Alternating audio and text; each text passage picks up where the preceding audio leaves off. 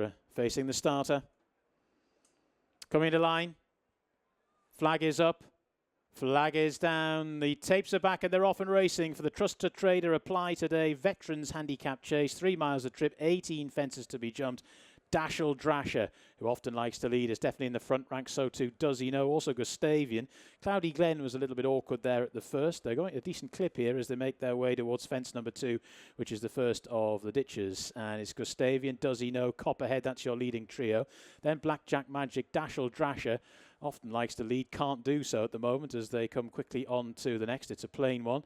Then Ask Me Early, who won this race last year, just nudged along after jumping that. And then at the back of the field, Credo and Cloudy Glen. Just time for everyone to take a deep breath after that little flurry of jumping. Bit of a run before they leave the ground again. And they aren't messing around here, to coin a phrase. Gustavian is hugging the rail, going at a good gallop too. On the outside, Does He Know, former Grimthorpe Chase winner, Copperhead for the Tizard Yard in between the pair. 3 or 4 lengths further behind is Blackjack Magic, and then the red sleeves of Dashel Drasher, and a huge gap back then to Ask Me Early and Credo and Cloudy Glen, of course, a former Coral Gold Cup / Ladbrokes Trophy winner back in 2021. But there's a good 25 lengths first to last here, and there's a long old way still to go.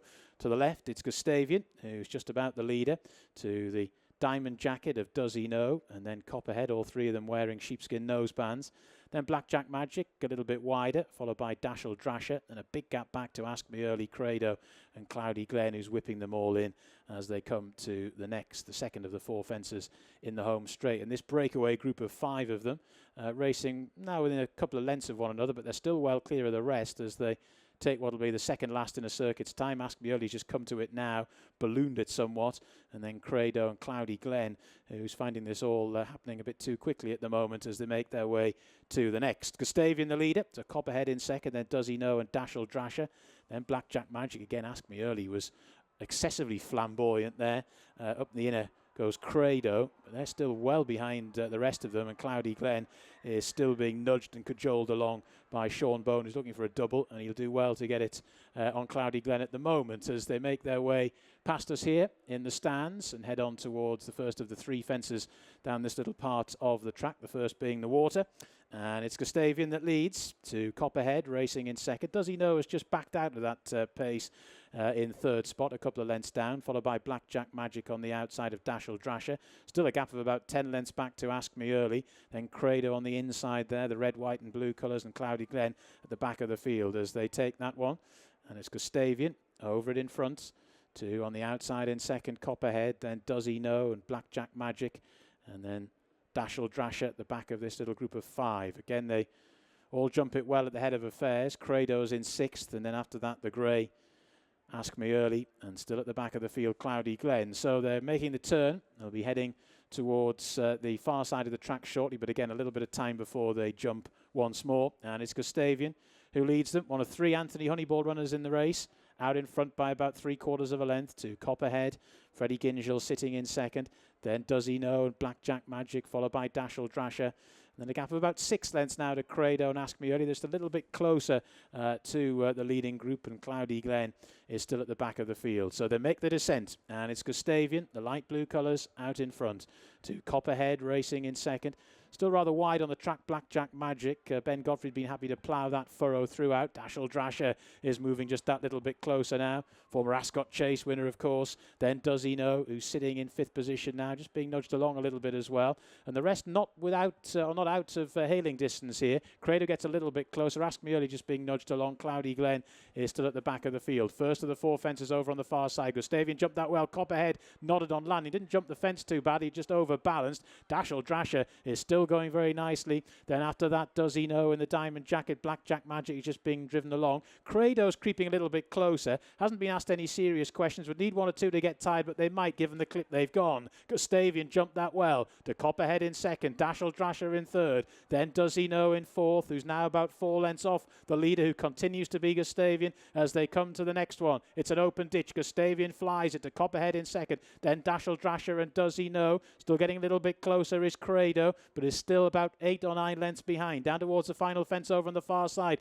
Gustavian has jumped really well in this contest and took that one really well again to Copperhead on the outside in second. Dashel Drasher is now being driven along long round the outside in third. Does he know's getting tired. Credo continues to creep into this, now into fourth. Cloudy Glen's getting a little bit closer as well, but has been worked at for a very, very long time. So as they begin to make the turn for home, it's Gustavian who's out in front by about 3/4 of a length to Copperhead in second. Dashel Drasher in third. Credo's only got about 6 or 7 lengths to find now, and still Harry Cobden hasn't asked for everything. Then Cloudy Glen, and now Does He Know gets a little bit tired. So it's Gustavian in the two-tone blue that's out in front. To Copperhead in second. Dashel Drasher's getting tired. Credo continues to get closer, heading towards the final 4 fences now. Gustavian still travelling powerfully though on the sharp end, has been in the teeth of the gallop but hasn't been asked for everything yet. To in second position Copperhead, then Dashel Drasher, the yellow cap, who's getting tired. Credo's now got about 5 lengths to find. Fourth last, Gustavian jumped it well. Copperhead in second, Dashel Drasher in third. Credo is now being nudged along by Harry Cobden to try and get closer. Third last, Gustavian jumped it well. Copperhead was a little bit skew whiff in second. Dashel Drasher is running on fumes but is still trying to bounce back as they come towards the second last now. Gustavian got in tight. Dashel Drasher in second. Credo is continuing to make really serene headway and is now cruising into second spot alongside the game. Dashel Drasher down towards the final fence they come. It's Credo the far side. Gustavian the near side. Credo lands in the lead. Gustavian is battling back, but it's Credo now by a couple of lengths as they go deep inside the final half furlong and racing up towards the line. Harry Cobden timed this to an absolute nicety. A wonderful ride. Credo the winner. Gustavian in second. Dashel Drasher in third. Fourth horse home. Copperhead.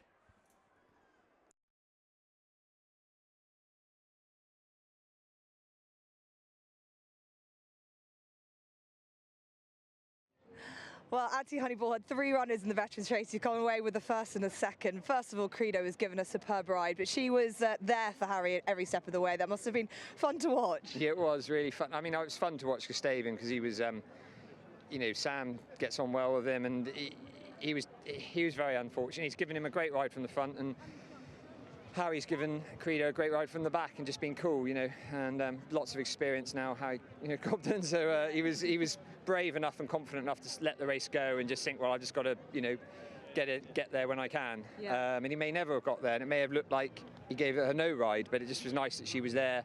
She just kept, she was running out of partners to take her forwards, but no.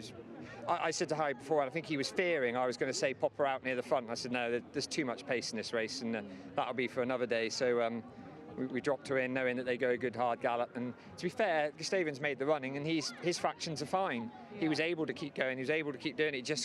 He's always a little bit vulnerable at the back end of the race.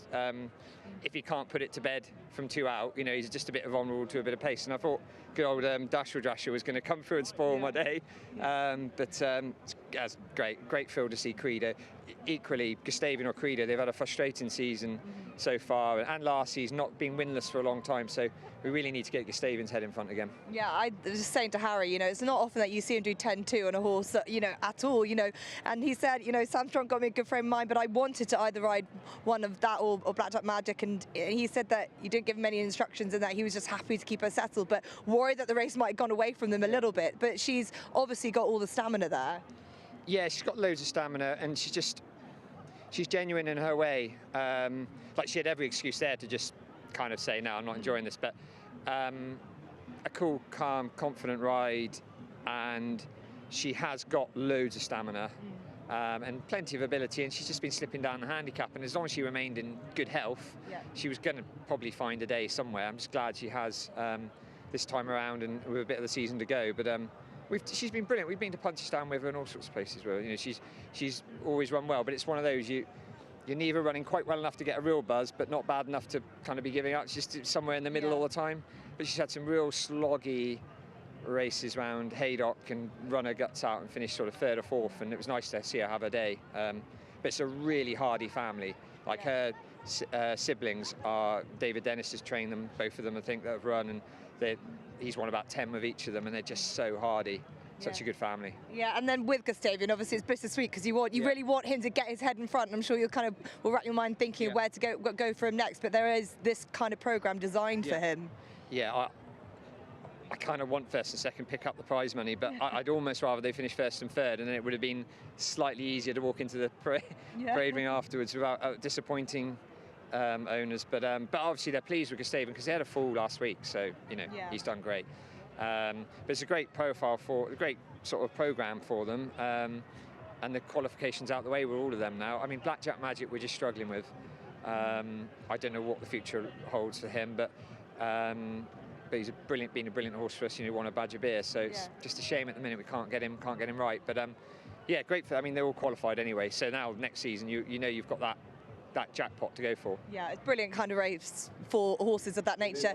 Tell me about the rest of this season. Obviously, he's got the springtime targets. Are you happy with your string and where they're at, and big spring targets for some of them? Yeah, we've been sort of trickling the winners in through the winter. Been hard work at home, bit hit and miss health-wise, but okay.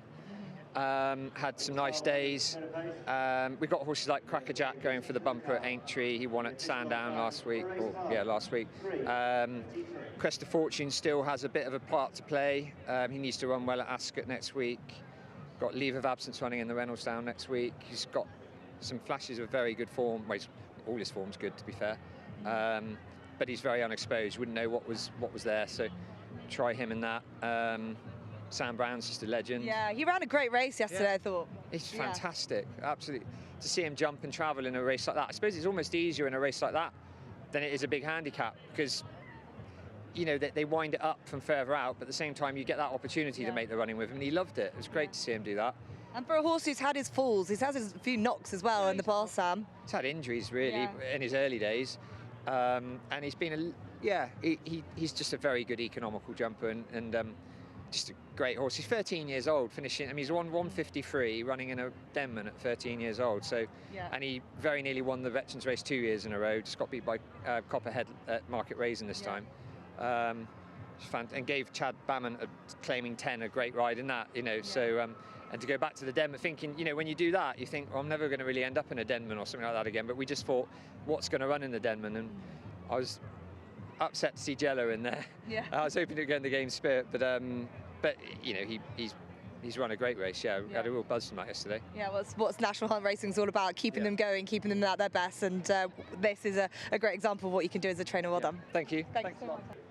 Harry, as rides go, that has to be right up there. That was brilliant fun for us to watch. What was that like for you? I didn't have any instructions off of Anthony. He said just get her enjoying herself, and obviously all the rest lined up, went very quickly, and she just caught into a nice rhythm, jumped well, and I could actually just sort of take a pull going to second last, because I felt I was going better than everyone else, and she's picked up nicely. Yeah, in races like that, when they do go quite hard early on and you know what you've got, you can just enjoy it a little bit, settled out the back? Yeah, but at the same time, it's easy to get too far behind, isn't it? And then they completely switch off and you can't get them going again. So I just managed to keep her close enough to be interested, and I think her jumping really kept her in it there. Yeah, as rides go, going down to 10-2, you must have had a bit of confidence from Anthony going into the race. Doesn't happen very often. I think Sam Strong got me in a good mindset, because it was either this mare or Blackjack Magic, and I said, I ride whatever one you want. So thankfully he put me on the right one. Yeah, brilliant. Just a quick word on Regent Straw off the back of that second. Any excuses? Not particularly. Jumped well. He obviously wants further. We knew that before we came here today. I was happy with him, and to be fair, we don't know how good the winner is. Take the winner out, he's finished a long way clear of the rest, hasn't he? So it's not the end of the world. Yeah, and a lot more settled today, which must have been pleasing. Yeah, and a horse like him, he's gassy.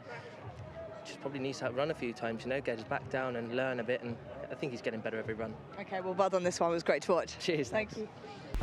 Watch live racing now on racingtv.com.